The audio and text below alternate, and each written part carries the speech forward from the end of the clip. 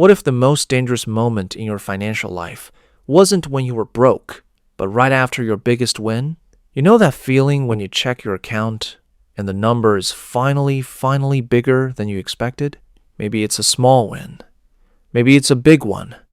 Either way, there's this quiet moment where you think, I'm doing it. It's actually working. Fred had that moment, except his number wasn't a little bigger than expected. It was $2 million. He started with 200, not 200,000. $200, the kind of money that disappears in a weekend without you even noticing.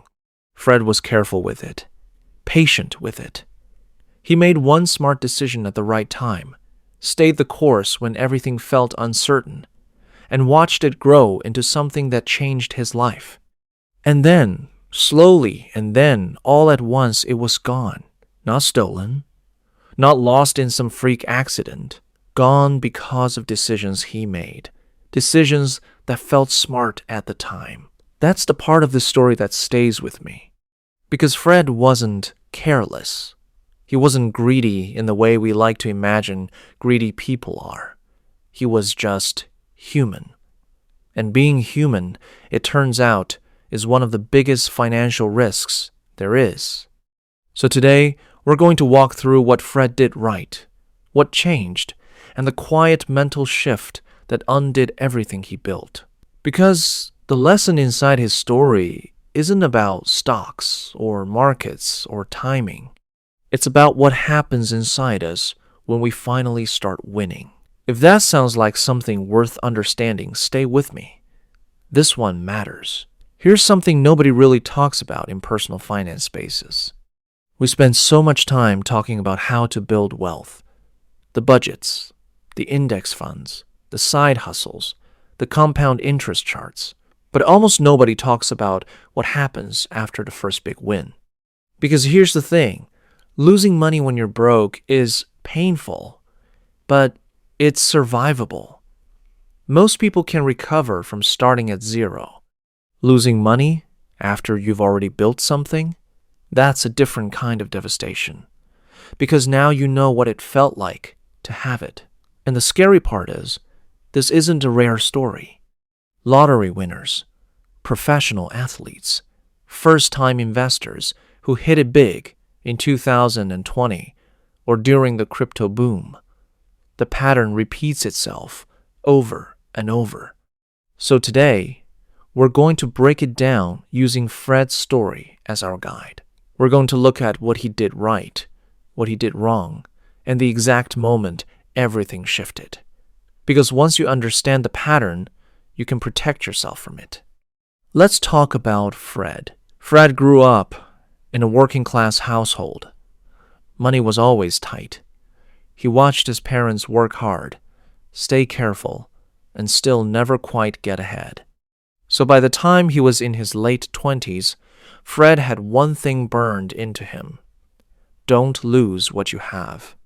In 2009, right in the middle of the financial crisis, Fred had $200 he could afford to lose. Markets had just crashed. Everyone was scared.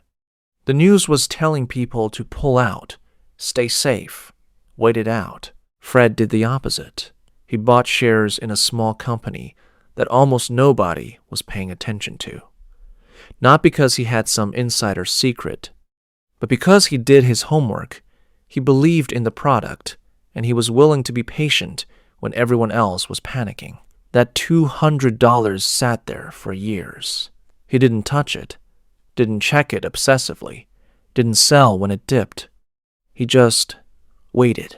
By 2017, that position had grown significantly. And by 2020, Fred was sitting on just over $2 million in total investment value, built through reinvestment, discipline, and a few other smart moves along the way. 200 to 2 million. Over roughly 11 years. That's not luck. That's strategy, patience, and emotional control. So what went wrong? Here's where the story gets uncomfortable, because this is the part that almost nobody talks about. When Fred hit that 2 million mark, something changed. Not in the market, not in his portfolio, in him. There's a concept in behavioral finance called the house money effect. It basically says this: once people feel like they're playing with found money, money they didn't expect to have, they start taking risks they never would have taken before. The logic goes like this. I started with $200. Everything above that is a bonus. So if I lose some of it, I haven't really lost anything. I'm still ahead. It sounds reasonable, but it's a trap. Because $2 million is $2 million. It doesn't matter how you got there. The moment you start treating it like it doesn't fully count, like it's somehow not real, because you're so far ahead of where you started, that's when the danger begins. Fred started moving faster. He started taking bigger swings, putting larger portions of his portfolio into higher risk positions because, hey, he had room to absorb a loss, right? He started listening to tips, following trends, chasing the next big thing instead of doing the slow, careful work that had made him successful in the first place. And here's the cruelest part of it. At first, it worked. He made more money, and that reinforced the behavior. His brain said, see, this works. Keep going. That's called recency bias, the tendency to think that what just happened will keep happening. It's one of the most expensive mental shortcuts a person can make. And Fred was deep in it. By 2022, a series of concentrated bets in volatile sectors had wiped out the majority of what Fred had built. He hadn't been reckless in the way people imagine recklessness. He wasn't gambling at a casino. He was making what felt like educated, strategic decisions. But the education had gotten sloppy. The strategy had gotten emotional. He went from a patient, disciplined investor who held a position for over a decade to someone making decisions based on momentum, excitement, and the intoxicating feeling that he had figured something out. He hadn't lost his intelligence. He had lost his process. And in personal finance, your process is everything. By the end of it, Fred had less than $90,000 left of what had once been a $2 million portfolio. Years of discipline building erased in under 3 years of emotional decision-making. 3 years. That number is important because it shows you how fast it can unravel when the mindset shifts. This is what I call the first win trap, and it goes like this. You do something right. You are patient, disciplined, maybe a little lucky. You build real wealth, and then, without even realizing it, you shift from building mode into winning mode. Building mode is humble. It's slow. It respects risk. It knows that the market can take back everything it gives you. Winning mode is loud. It's fast. It confuses a good outcome with a good strategy. It starts to believe the win was about you rather than about your process. The painful truth is this. Building wealth and protecting wealth are two completely different skill sets. Most of us learn one. We never learn the other. The strategies that get you to 2 million are not the same strategies that keep you at 2 million. Concentration and calculated risk-taking might build the first big number, but diversification, discipline, and defense are what make it permanent. Fred was brilliant at the first game. He never learned the second one. Think about it like a marathon runner who trains for years, races hard, crosses the finish line, and then decides to sprint the victory lap in flip-flops. You did the hard part. You earned the win. But the moment you stop respecting the process that got you there, you become vulnerable in a way you weren't before. Or think about a new driver learning to drive. They are cautious, hyper-aware, checking mirrors, slowing down early, second-guessing every lane change.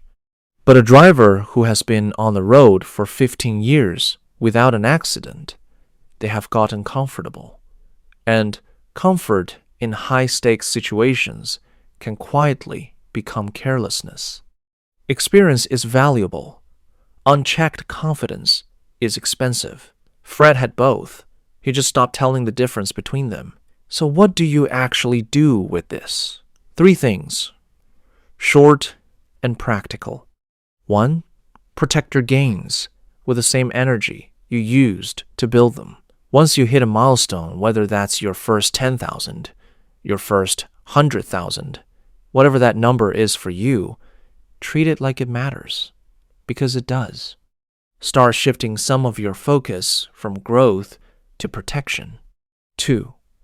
Never abandon your process. Whatever strategy built your results, do not quietly upgrade to a riskier version of it just because you are feeling confident. Confidence is earned, but discipline is what keeps you in the game. 3. Learn about wealth preservation, not just wealth building. Read about asset protection, tax strategy, diversification across asset classes. This is the education most people skip, and it is the one that determines whether your wins actually last. The goal was never just to make money. The goal is to keep it. Fred's story isn't a cautionary tale about greed. He failed because nobody ever told him that the second game existed. Now you know. If you want more content like this every week, the subscribe button is right there waiting on you. Bye for now.